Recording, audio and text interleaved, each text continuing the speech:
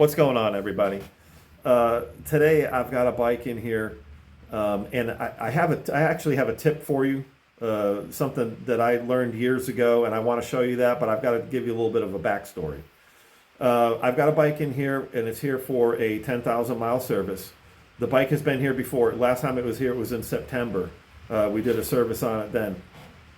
Well, the customer was out of town, and they had an emergency situation, and they had to have a tire put on. Well, they ended up having both tires put on. They did front and rear tires, and the shop that she brought it to, they put the tires on. They brought the bike out for a test ride, came back and told her that there was something wrong. So they brought it back in the shop, and they did something, and she didn't know what they did. Then they took it for another test ride. They brought it back and told her that the rear rim on her motorcycle was bent because it had a bump to it, a vibration, a wobble or something. So she told me this story, and I've got it in here for the 10,000 mile service. There's quite a bit of stuff to check. I already have to check axle torque and tire pressure and stuff like that. So at first, the front tire, I checked tire pressure in that, in inspecting that one. It had 42 pounds of air in it, and factory spec on this bike, it's a 2021 softail slim. The front tire is 36 psi. It was at 42. That's drastically high. You can go 1 or 2 pounds depending upon weight and things like that. The rear tire was at 42. But I need to inspect it because they said that it was bent. So let me turn this around real quick, and that's a little close. Let me see if I can back this up a little bit. That'll work. All right. So in first inspection, I mean, all you really you have to jack the bike up. Obviously, you got to get it off the ground so you can spin the wheel. Now, normally to check these things, this thing's going to be off. It's going to be on a truing stand.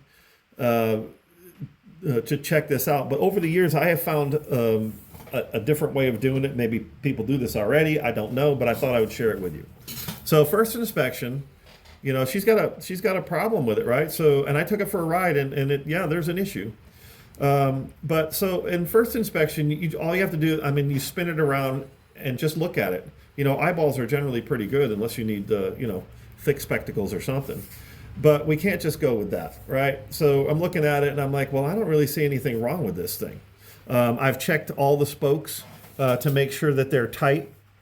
Now I have not checked the torque on them, but I've checked to see if they're tight, see if there'd be some type of wobble.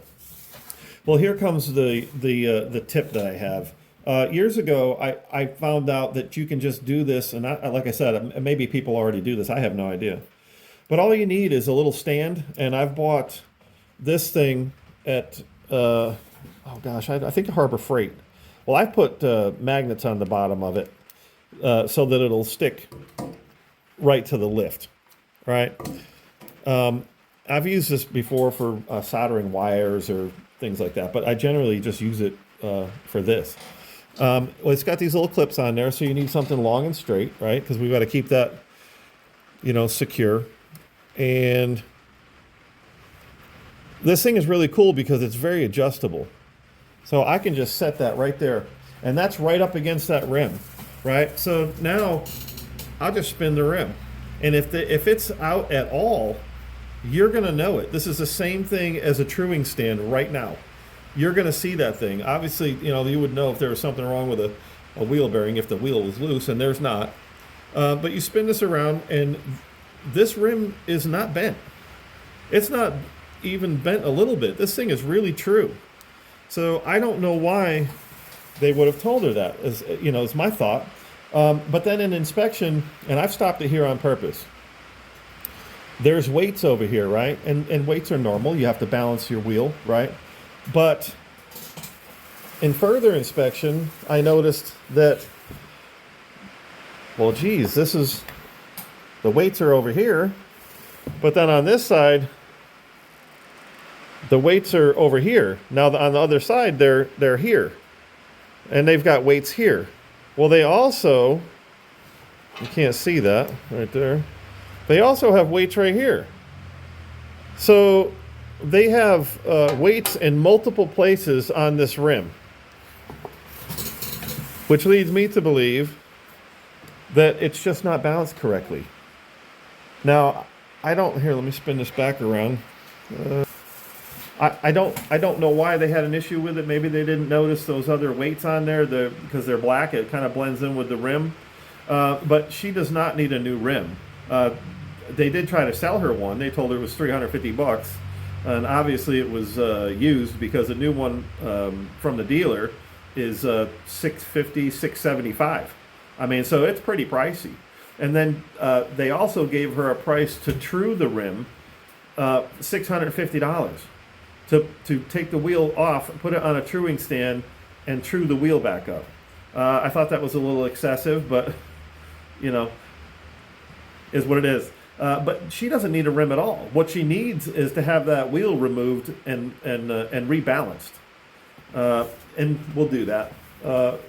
But anyway, I really just wanted to show you that setup, and I'm going to turn it back around so that you can check your rims. You know, anybody that's working on their bike themselves, I think it's great. And like I said, maybe other folks have done that before, but it's something that I did for years. So I thought it would be helpful. Anyway, I hope everyone has a great day. I've got great news for her because she doesn't need a rim. And I'll see you next time. Oh, ride your bike.